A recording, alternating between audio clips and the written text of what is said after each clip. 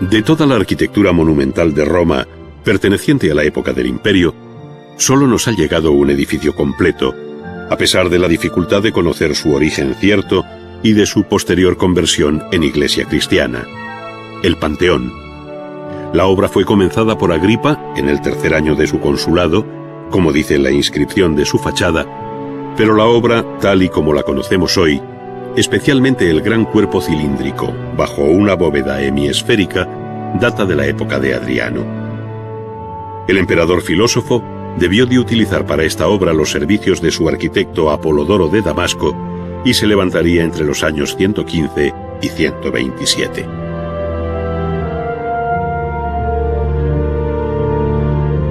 Detrás de la fachada columnaria, que recuerda la de un templo adintelado griego, con un frontón triangular que teóricamente debía corresponder a una cubierta a dos aguas,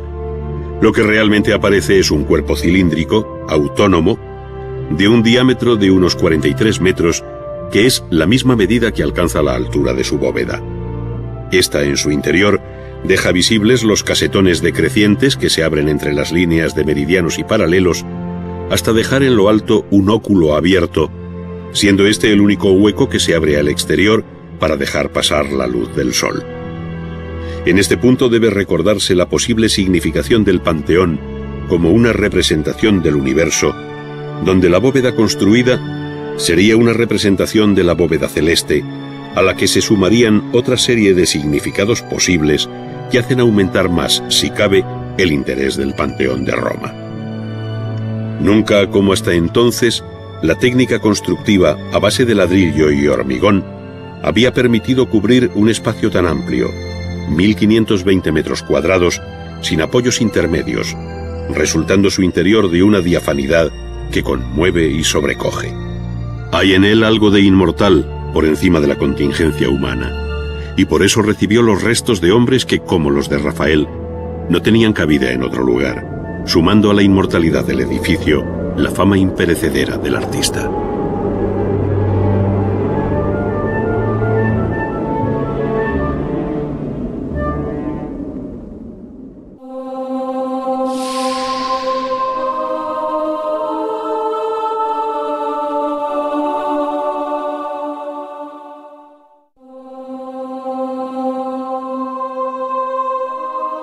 La escultura clásica,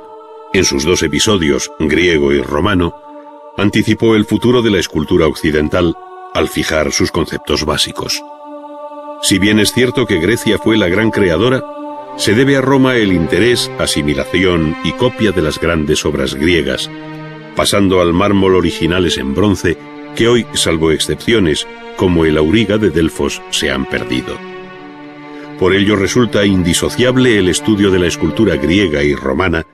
ya que el conocimiento de la primera tiene lugar a través de versiones romanas cuyo grado de fidelidad respecto a los modelos desconocemos.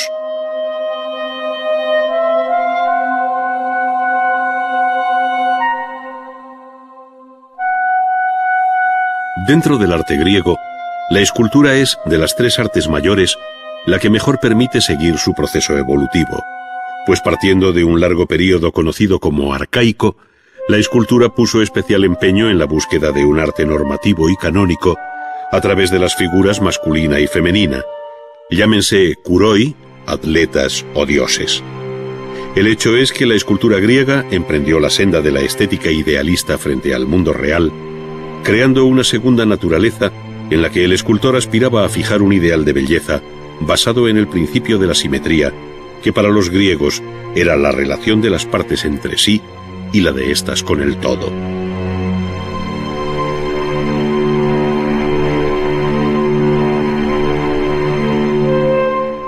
En la primera Eneada, del neoplatónico Plotino, se resume bien lo que entendía la cultura clásica como bello. Es voz común que la belleza visible es fruto de la mutua simetría de las partes entre sí y en relación al todo,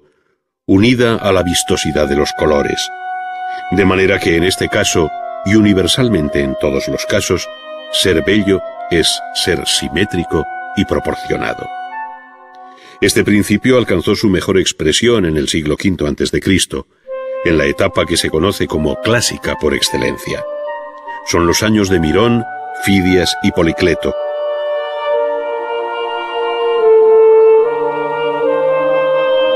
En la centuria siguiente se produjo una relajación del canon clásico, experimentando nuevas relaciones de proporciones e ideas que pueden entenderse como un manierismo,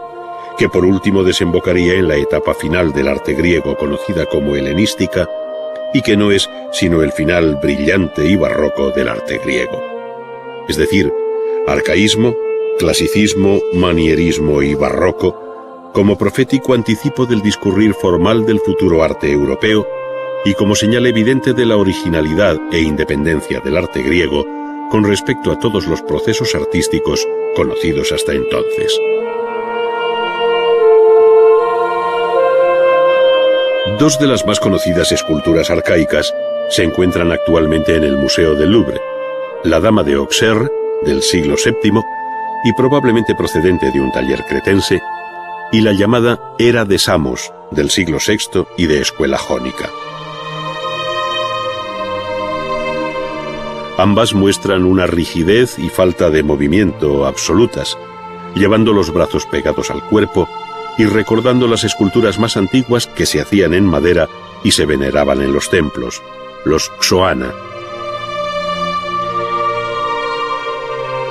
Entre las figuras más repetidas de este periodo se encuentran los kuroi, o muchachos desnudos,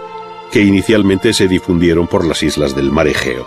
igualmente hieráticos, frontales y con rasgos que hablan de la influencia egipcia en este despertar de la escultura griega, como lo evidencian Cleobis y Bitón, dos piezas excelentes del Museo de Delfos. Pero el deseo de superar modelos y esquemas prestados y la búsqueda de un ideal de belleza hizo evolucionar con rapidez a estos kuroi que ya en el siglo VI anticipan la serenidad y equilibrio del clasicismo. Los kuroi tuvieron su réplica femenina en las llamadas korai, que son unas figuras votivas que repiten el mismo planteamiento formal, llevando el vestido jónico, es decir, el chitón y el himatión cruzados sobre el pecho y con una ofrenda en la mano que normalmente les falta por despegarse del resto del cuerpo. Sus rostros son inconfundibles por la expresiva sonrisa arcaica que se observa en otras muchas esculturas de este período.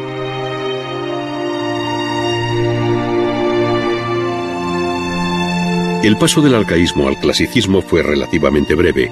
y ya en la primera mitad del siglo V se observan novedades, como el mejor estudio de la anatomía y la tendencia a proporciones más elegantes, si bien aún subsiste cierto embaramiento que resta naturalidad a las esculturas, como le sucede al efebo de Critios. Si se compara este con el Doríforo de Policleto, cabe apreciar el profundo cambio experimentado en unos pocos decenios. En el Doríforo, conocido también como el Canon, por ser el modelo en el que el autor compendiaba las medidas óptimas e ideales del clasicismo, Policleto no solo fijó minuciosamente la relación proporcional de cada una de las partes del cuerpo, cuya altura total era la de 7 cabezas, sino que imprimió un leve movimiento a esta figura en marcha que llevaba sobre el hombro una lanza, de ahí su nombre, Doríforo.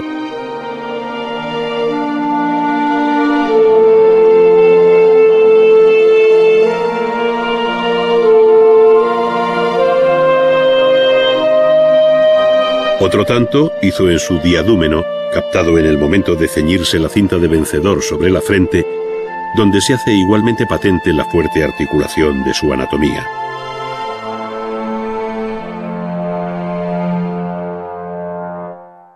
Ahora bien, el movimiento, incluso el que exige el violento esfuerzo de un atleta,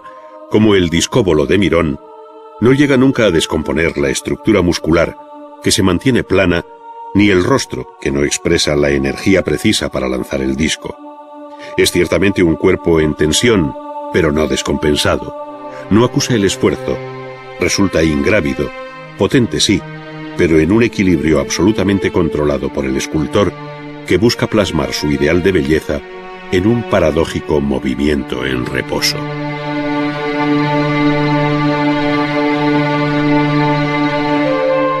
Contemporáneo de Policleto y Mirón, y activo en la segunda mitad del siglo V a.C., fue el gran escultor Fidias, uno de los nombres de